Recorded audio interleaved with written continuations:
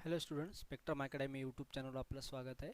तर आपण पाहतो की रोटेशनल डायनॅमिक्स पार्ट 3, ज्यामध्ये की महाराष्ट्र बोर्डचा न्यू सिलेबस आहे, त्यानुसार आपण व्हिडिओज बनवत असतो. यावर आपण फर्स्ट पार्ट आणि सेकंड पार्ट पण बनवलेले आहेत आणि आपण आता थर्ड पार्ट बनवणार आहोत. आणि थर्ड पार्टमध्ये आपण पाहणार आहोत कन्सेप्ट कोनिकल पेंडुलम. आता कोनिकल पेंडुलम नेमकं असतं काय, तर ते आपल्याला पाहण्यासाठी आपण की त्यामध्ये कोनिकल पेंडुलममध्ये हा एक प्रकारचा पेंडुलम असतो, ज्यामध्ये आपण पाहत असतो की if we revolve a string along a surface of the right circular cone. आपण काय करतोय, राईट सर्क्युलर कोनवर ते काय करतो, एक स्ट्रिंग रिव्हॉल्व करत असतो of the vertical axis and the Bob performs a uniform horizontal circular motion. म्हणजे काय म्हणते पहा, if you revolve a string. आता या ठिकाणी आपल्याकडे एक स्ट्रिंग आहे आणि ही स्ट्रिंग काय केली, आपण रिव्हॉल्व केली. कशी रिव्हॉल्व केली, along a surface of the right circular cone. हा जो काय आपला कोन आहे, हा एक सर्क्युलर कोन आहे. समजा हा या ठिकाणी हा जो कोन आहे सर्क्युलर कोनच्या, हा सरफेस झाला. आता जर सर्क्युलर कोन म्हणाल तर हा सरफेस झाला पूर्ण. या सरफेसवर स्ट्रिंग काय करतोय, आपण रिव्हॉल्व करतोय आणि कुठं त्याच्या vertical axis and the Bob performs a uniform horizontal motion. आणि त्यावेळेस जे आपला बॉब आहे इथला, हा बॉब काय करतो, युनिफॉर्म हॉरिझॉन्टल मोशन परफॉर्म करतो, जो की त्या स्ट्रिंगला कसा आहे, अटॅच्ड आहे. आता परत जर वेगळ्या पद्धतीने सांगायचं म्हटलं, सिंपल आहे. Bob connected to a string. समजा आपण काय केला, एक बॉब ही स्ट्रिंग आहे आपल्याकडे, ही काय आपल्याकडे स्ट्रिंग आहे, स्ट्रिंग. मग आपण काय केला, हा बॉब कनेक्ट केला त्या स्ट्रिंगला. तो बॉब कसा आहे, त्यावेळेस बॉबसाठी आपल्याला कंडिशन काय पाहिजे, ती स्ट्रिंग कशी पाहिजे, long, flexible, massless and inextensible string. म्हणजे जी काही स्ट्रिंग आपण घेतलेली या ठिकाणी, ही स्ट्रिंग कशी असायला पाहिजे, एकतर मासलेस. पहिली आपण पोहोच लॉंग. लॉंग म्हणजे काय, सफिशियंटली लॉंग असायला पाहिजे. समजा आपण फॉर एक्झाम्पल एवढीची एक लेंथ स्ट्रिंग घेतली आणि त्याचंच मोशन करायचं म्हटलं आपलं थोडं डिफिकल्ट जातं, पण स्ट्रिंग थोडी अशी सफिशियंटली लॉंग पाहिजे, थोडी लांब लेंदी पाहिजे. फ्लेक्झिबल. फ्लेक्झिबल म्हणजे काय, की आपण पाहतो की आपण टूथब्रशची ॲड असते की ज्यामध्ये आपला टूथब्रश कसा असायला पाहिजे, फ्लेक्झिबल असायला पाहिजे. म्हणजे फ्लेक्झिबल म्हणजे इझिली तो वाकवता आला पाहिजे. फ्लेक्झिबल, त्याला वाकवण्यासाठी जास्त फोर्स लागला नाही पाहिजे, कारण जर त्या ठिकाणी वाकवण्यासाठी जर जास्त फोर्स लागला तर तो फोर्स आपल्या एका ठिकाणी काउंट करावा लागेल. मग कशी असायला पाहिजे ती, फ्लेक्झिबल म्हटलं. आणि दुसरी काय, मासलेस. मासलेस म्हणजे काय, की या स्ट्रिंगचं मास नाही. आता मासलेस असण्यामागचे रिझन काय, जर समजा आपण ही स्ट्रिंग मासलेस नसेल असं मानलं, तर या स्ट्रिंगचं पण मास आपल्याला कॅल्क्युलेशनमध्ये घ्यावं लागतं आणि कॅल्क्युलेशन आपल्याला थोडं कॉम्प्लिकेटेड होतात आणि कॉम्प्लिकेटेड कॅल्क्युलेशन होऊ नयेत म्हणून आपण काय करतो, ही मासलेस कन्सिडर करतो. ही आयडियल कंडिशन आहे. रिअलमध्ये मासलेस स्ट्रिंग बनवणं शक्यच नाही, कारण अशी दुरी असते काही का असणं, तिला मास थोड्या प्रमाणात मास असतंच आणि त्यामुळे मासलेस स्ट्रिंग बनवणं शक्य नाही. पण तरी पण या ठिकाणी प्रॅक्टिकल आपलं एक जस्ट एक्झाम्पल कन्सिडरेशन म्हणून आपण मासलेस कन्सिडर केली. आणि इनएक्सटेन्सिबल स्ट्रिंग. इनएक्सटेन्सिबल म्हणजे एक्सटेन्सिबल याचा अर्थ काय, की समजा ही स्ट्रिंग आहे, कधी कधी होतं पायाला जर बॉब अटॅच केला आपण फिरवायला लागलो, त्या फिरवल्यामुळं काय होतं, त्याची लेंथ वाढत जाते त्या स्ट्रिंगची. मग आपल्याला तशी स्ट्रिंग नाही पाहिजे. आपली स्ट्रिंग जी असणार आहे ती स्ट्रिंग कशी असले, इनएक्सटेन्सिबल. म्हणजे त्याची एक्सटेन्शन व्हायला पाहिजे का नाही, एक्सटेन्शन म्हणजे त्याची लेंथ वाढायला पाहिजे का नाही, म्हणजे एक्सटेन्शन म्हणजे त्याची लेंथ, तर त्याची लेंथ वाढली नाही पाहिजे, अशी आपल्याला स्ट्रिंग पाहिजे. म्हणजे स्ट्रिंगकडे किती प्रॉपर्टी असल्या पाहिजे, लॉंग असायला पाहिजे, फ्लेक्झिबल म्हणजे इझिली वाकली पाहिजे, मासलेस म्हणजे त्याचं मास 0 असलं पाहिजे, त्याचे एम इक्वल टू 0. कोणाचं mass, I am talking about the mass of the string, not a mass of the bob. बॉबचं मास नाही, ठीक आहे. आणि इनएक्सटेन्सिबल म्हणजे त्याची स्ट्रिंगची लेंथ पण वाढली नाही पाहिजे. आणि अशी स्ट्रिंग असल्याने काय केली आपण, ती सस्पेंडेड केली. काय केली, सस्पेंडेड. कुठे, या रिजिड सपोर्टला. आणि धिस इज कॉल्ड पेंडुलम. आणि यालाच काय म्हणतो आपण, पेंडुलम. आणि या ठिकाणी काय करतो आपण, त्याला फिरवत असतो. कशा प्रकारे, हॉरिझॉन्टल. आता यामध्ये काही कन्सेप्ट आहेत. पहिलं म्हणजे मास, म्हणजे या बॉबचं मास एम, आणि एम म्हणजे स्मॉल एम न दाखवत असतो, आणि त्याला आपण या ठिकाणी लिहू शकतो small M is the mass of the bob. आणि दुसरं काय आपल्याकडे, लेंथ एल. ही एल म्हणजे काय, लेंथ ऑफ द स्ट्रिंग. आता या पॉईंटपासून, या पॉईंटला जर आपण ए पॉईंट म्हटलं आणि या पॉईंटला जर आपण काय म्हटलं, बॉबच्या ठिकाणी बी पॉईंट, तर ए पॉईंटपासून बी पॉईंटचं डिस्टन्स म्हणजे लेंथ. आपण या ठिकाणी दिसलं कॉम्प्लिकेटेड होईल म्हणून आपण या ठिकाणी दाखवलेले. म्हणजे एल म्हणजेच काय, लेंथ ऑफ दॅट स्ट्रिंग. त्या स्ट्रिंगची काय लेंथ आहे. नंतर काय, B is the position of the bob. आता हा जो बॉब आहे त्याला या हॉरिझॉन्टल सर्कममध्ये अनेक पोझिशन असतील, तर याच्यापैकी आपल्याला एक पोझिशन म्हणजे कुठलीही बी पोझिशन आपण कन्सिडर केली, that is the position of the bob. नंतर theta is a angle made by string with vertical. आता या ठिकाणी पहा, हा व्हर्टिकल आहे, याला आपण काय म्हणतो, हा व्हर्टिकल. हा डॉट डॉट दाखवला आहे, हा काय व्हर्टिकल. आणि ही काय आपल्याकडे स्ट्रिंग आहे, ही स्ट्रिंग. मग ही स्ट्रिंग आणि हा वर्टिकल, ह्या दोघांनी केलेला अँगल म्हणजे स्ट्रिंगनं या वर्टिकल सोबत केलेला अँगल म्हणजे थीटा, त्यालाच angle made by the string with a vertical म्हणत असतो. आणि सगळ्यात शेवटचा कन्सेप्ट म्हणजे आपल्याकडे radius of the circular motion, म्हणजे हा जर बॉब सर्क्युलर मोशन परफॉर्म करत असेल तर ही काय असेल त्याची रेडियस. आता या ठिकाणी सर्क्युलर वाटत नाही, इलिप्टिकल वाटतं, पण ॲक्च्युली थ्री डायमेन्शनल असल्यामुळे 3D असल्यामुळे आपण याला काय म्हणतो, इलिप्टिकल शेप नाही येत, हा काय सर्क्युलर शेप आहे. आणि यामध्ये आपण काय करत असतो, पाहत असतो. आपण हे पाहिलं की नेमका त्यामध्ये कुठकुठल्या कन्सेप्ट इन्व्हॉल्व आहेत. आता पाहूयात की force acting on the bob. आता या ठिकाणी हा जो बॉब आहे, या ठिकाणी या बॉबवर किती फोर्स ॲक्ट आहेत हे आपल्याला पाहायचे. आता आपण पाहतो की टेन्शन आपण या ठिकाणी कन्सिडर केलं T0, आणि हे ए म्हणजे त्या फिक्स्ड पॉईंट आहे, थीटा म्हणजे अँगल आहे, इथून इथपर्यंत डिस्टन्स म्हणजे आर आहे. आपण सगळं पाहिलं तर आपल्याला किती फोर्स ॲक्ट आहेत हे पाहायचे. आता पहिला force act weight of the bob mg directed vertically downward. पहा वेट कुठे, डायरेक्टेड व्हर्टिकली डाऊनवर्ड म्हटले आहे. म्हणजे हा जो बॉब आहे ज्याचं मास किती आहे, यम आहे, आणि त्याचा जो वेट किती असणार mg, आणि ते व्हर्टिकली कसं आहे, डाऊनवर्ड आहे. या ठिकाणी पाहू शकतो आपण की वेट कसं जनरली व्हर्टिकली डाऊनवर्ड आहे. डायग्रामनुसार जर हे लिहायला गेलं आपण एक्झाममध्ये तर काही अडचण येत नाही, फास्टली आपल्याला लिहिता येतं डेरिव्हेशन. सेकंड कन्सेप्ट आहे बी टेन्शन, त्यालाच काय म्हटले T0 म्हटलेले, डायरेक्टेड अलॉंग द स्ट्रिंग. टेन्शनला टी न म्हणण्यामागचा अर्थ काय की आपण टी म्हटलं तर टी टाइम पिरियडसाठी पुढे वापरणार आहोत, म्हणून या ठिकाणी टी म्हणजे T0 म्हणजे टेन्शन आहे. टेन्शनला काय म्हटलं आपण T0 म्हटलेले. मग या ठिकाणी T0 आहे टेन्शन, आणि टेन्शन पाहू शकतो आपण, टेन्शन हा पॉईंट ए कडे टुवर्ड्स ए, आणि ए पॉईंट कसा आहे, फिक्स्ड आहे. कसा आहे हा, फिक्स्ड. हा कसा आहे, फिक्स्ड. म्हणजे याचा अर्थ सरळ आहे की आपलं tension is always toward the fixed point. Tension कधी असतं, always directed toward the fixed पॉईंटकडे असतं. या ठिकाणी फिक्स्ड पॉईंट ए आहे म्हणजे directed along the string and toward the support A, म्हणजे ह्या ए पॉईंटकडे काय अलॉंग आहे. आणि कधी पण टेन्शन कसं असतं, इन द स्ट्रिंगच असतं. ठीक आहे, म्हणजे दोन फोर्स पाहिले. आता प्रश्न असा आहे की रिझल्टंट फोर्स या दोघांचा must be horizontal and directed toward the centre of C of the circular motion. म्हणजे हा T0 एक आणि हा mg, या दोघांचा जो काही रिझल्टंट आहे तो कुणीकडे असला पाहिजे, टुवर्ड द सेंटर असला पाहिजे. हा टुवर्ड द सेंटर असण्यामागचे रिझन काय की आपलं मोशन कोणतं व्हायले, सर्क्युलर मोशन व्हायले. जर हे मोशन सर्क्युलर मोशन होत असेल तर टुवर्ड द सेंटर जो फोर्स असणार आहे त्याला आपण काय म्हणतो, हॉरिझॉन्टल सेंट्रिपिटल फोर्स म्हणतो. आणि तो सेंट्रिपिटल फोर्स म्हणजे या ठिकाणी रिझल्टंट फोर्स या ठिकाणी असायला पाहिजे. आणि तो रिझल्टंट कोणाचा, T0 आणि mg दोघांचा मिळून येईल, आणि तो कुणीकडे डायरेक्ट असेल, toward the centre of C.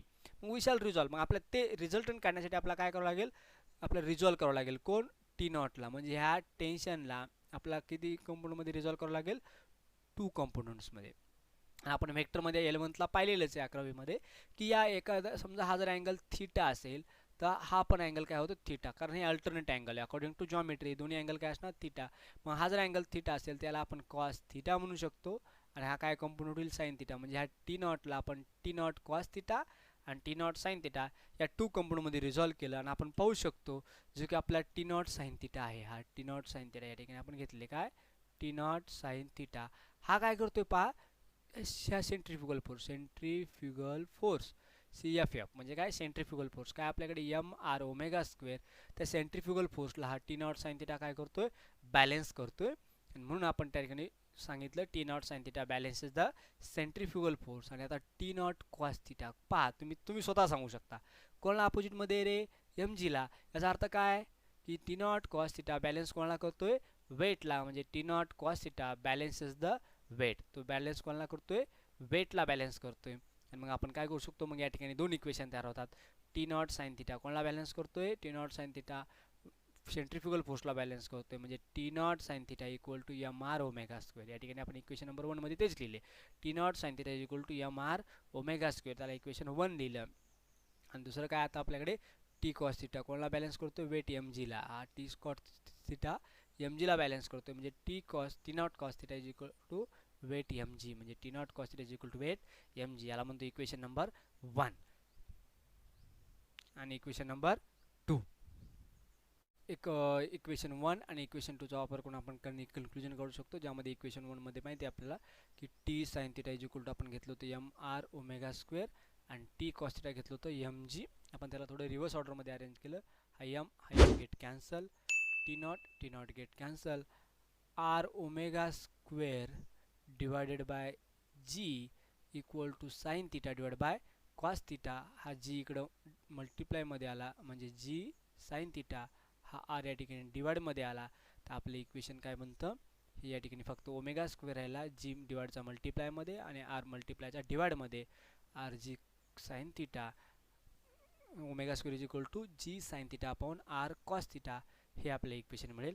आपण जर एकदा फिगरकडे डायग्रामकडे जर पाहिलं तर आपल्याला एक गोष्ट लक्षात येते, हा एक थिटा आहे, हा त्याचा हायपोटेनियस आहे ज्याला आपण काय लेंथ म्हणतो या ठिकाणी, हा स्ट्रिंगची लेंथ म्हणजेच काय हायपोटेनियस आहे आणि इथून इथपर्यंत अंतर काय आर आहे.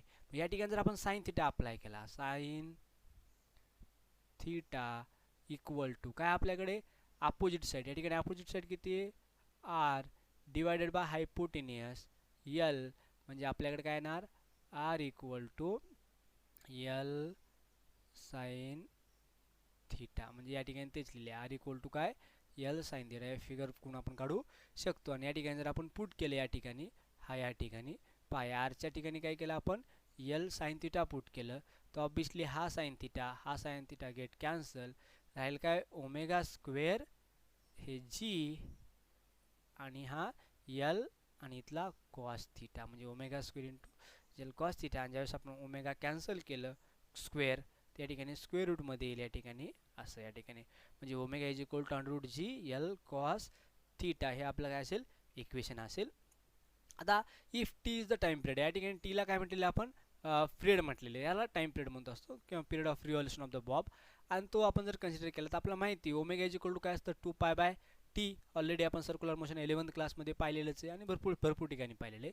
T omega is equal to 2 pi by T, मग आपल्याला माहिती ओमेगा आपण आत्ताच फाइंड आउट केला की under root G L cos theta conical पेंडुलमसाठी, म्हणजे आपण या ठिकाणी काय करू शकतो मग याला रिव्हर्स करू शकतो. रिव्हर्स कसं करणार, टी डिवाइड बाय 2 पाय इक्वल टू, याला आपण इक्वल नाही करताना इक्वल टू अंडर रूट काय असणार आहे g divide by L cos theta, आणि आपला 2 पाय इकडे डिवाइडमध्ये हा काय येईल मल्टिप्लायमध्ये येईल, म्हणजे आपलं इक्वेशन काय बनेल या ठिकाणी हा 2 पाय डिवाइडमधला मल्टिप्लायमध्ये आला L cos theta divide by G, हा आपला टाइम पिरियड असेल.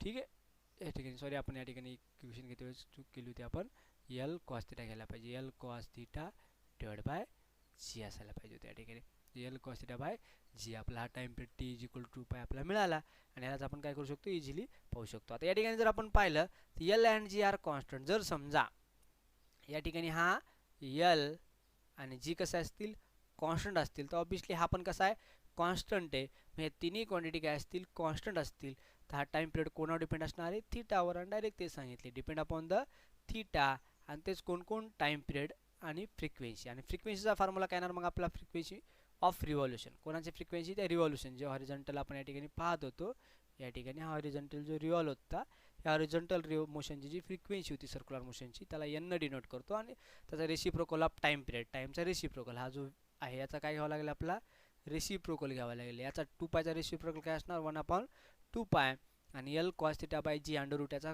रेसिप्रोकल असणार G by L cos theta, आणि हा ज्यावेळेस आपण पुट करतो तसं आपलं हे इक्वेशन मिळेल. आता या इक्वेशनमुळे आपल्याला काय वाटतं की कोण आपला टाइम पिरियड म्हणजे हा टी कोणावर डिपेंड आहे थिटावर, आणि हा फ्रिक्वेन्सी एन ही पण कोणावर डिपेंड आहे थिटावर. पण प्रश्न असं आता या ठिकाणी जर आपल्याला पाहिलं तर T is equal to T direct आपला काय होतं T is directly proportional to under root cos theta म्हणू शकतो आपण. आता याचा अर्थ काय पहा, आपल्याला माहिती की कॉस 0 इक्वल टू 1 आणि कॉस 90 इज इक्वल टू 0, म्हणजे थिटा वाढला तर कॉसची व्हॅल्यू काय होते कमी होते, कॉसची व्हॅल्यू काय होते कमी होते. या ठिकाणी जर आपला थिटा जर वाढला, हा जो या ठिकाणी आपण अँगल घेत होतो या ठिकाणचा अँगल थिटा हा जर आपण वाढवत गेलोत तर काय होणार, ही जर थिटा जर आपण वाढवत गेलोत तर कॉस रेची व्हॅल्यू काय होणार कमी होत जाणार, कॉस रेची व्हॅल्यू कमी होत गेली तर टाइम पिरियडची व्हॅल्यू काय जाणार ऑब्विसली कमी होत जाणार, म्हणजे थिटा इन्क्रीजिंग असेल cos theta decreasing time period decreasing लक्षात. आणि फ्रिक्वेन्सीमध्ये काय असेल त्याच प्रकारे आपण पाहू शकतो, फ्रिक्वेन्सीमध्ये N is inversely proportional to 1/√cos theta, म्हणजे सिंपल आहे थिटा इन्क्रीजिंग असेल तर कॉस थिटा डिक्रीजिंग असेल, आणि कॉस थिटा डिक्रीजिंग असेल तर एन काय असेल इन्क्रीजिंग असेल, म्हणजे दोघांना डायरेक्टली प्रोपोर्शनल रिलेशन असतं फ्रिक्वेन्सी आणि थिटामध्ये जवळपास. आणि टाइम पिरियड आणि फेच्यामध्ये, आणि ते अप टू 90 डिग्रीपर्यंत लक्षात ठेवा. Up to 90, theta to 90. याच्या पुढे गेल्यानंतर मात्र व्हॅल्यू बदलत असते, पुढे आपण जात नाही कोनिकल पेंडुलमच्या बाबतीत जर बोलायचं झालं तर. ठीक आहे.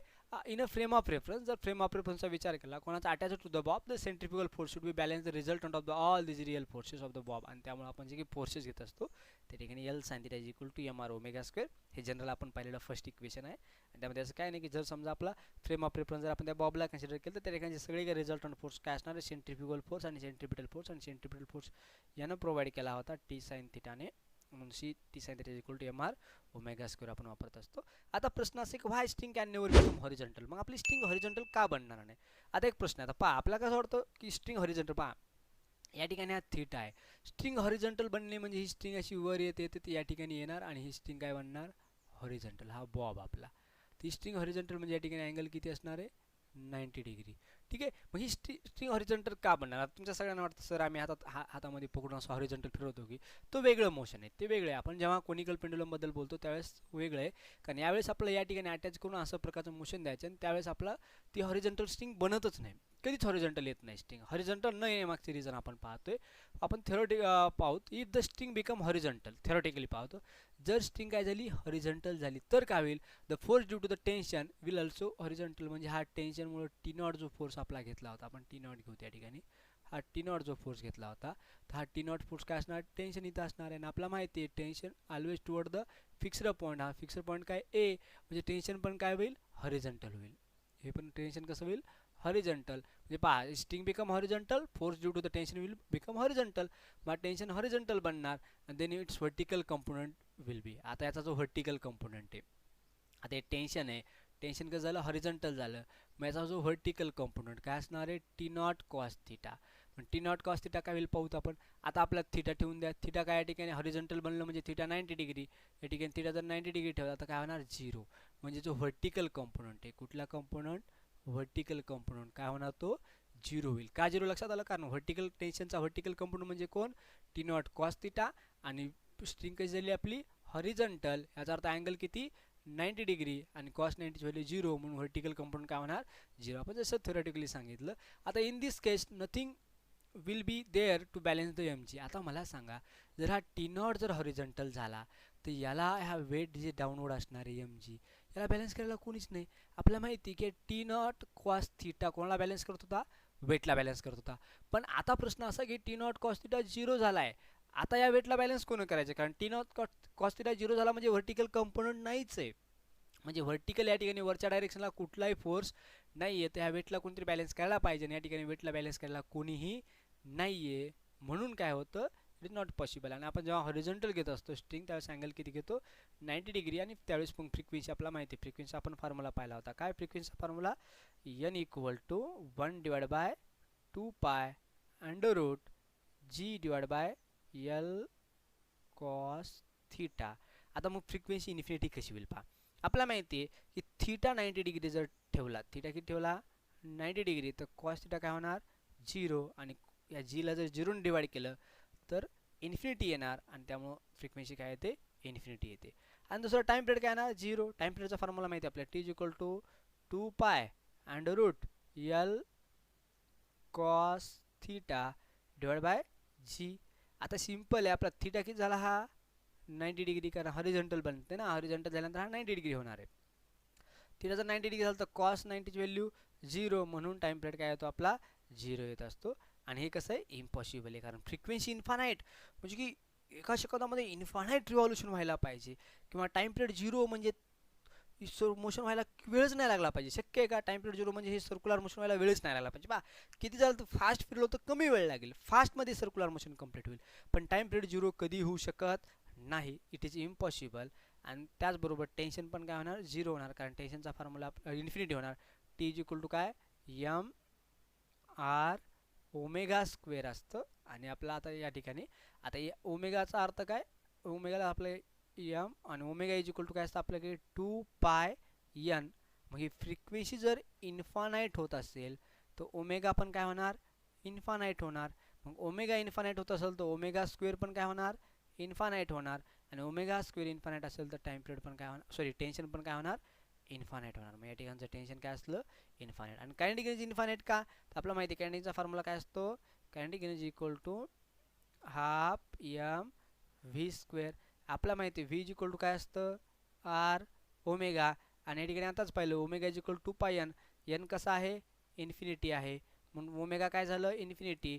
मग ओमेगा जर इन्फिनिटी झालं तर व्हेलॉसिटी पण काय होणार इन्फिनिटी, आणि व्हेलॉसिटी जर इन्फिनिटी झाली तर कायनेटिक एनर्जी पण इन्फिनिटी. म्हणजे तुम्हाला ही कंडिशन येण्यासाठी म्हणजे हॉरिझॉन्टल येण्यासाठी एनर्जी किती द्यावं लागेल इन्फानाईट एनर्जी द्यावं लागेल, आणि स्ट्रिंगमध्ये टेन्शन किती असायला पाहिजे इन्फानाईट, आणि इट इज नॉट पॉसिबल म्हणून आपण काय होत नाही string can never become horizontal. ठीक आहे. थँक्यू. आपण असेच व्हिडिओ पाहण्यासाठी चॅनलला सबस्क्राईब करा, लाईक करा आणि तुमच्या मित्रांपर्यंत असे व्हिडिओ पोहोचण्याचा प्रयत्न करा. थँक्यू.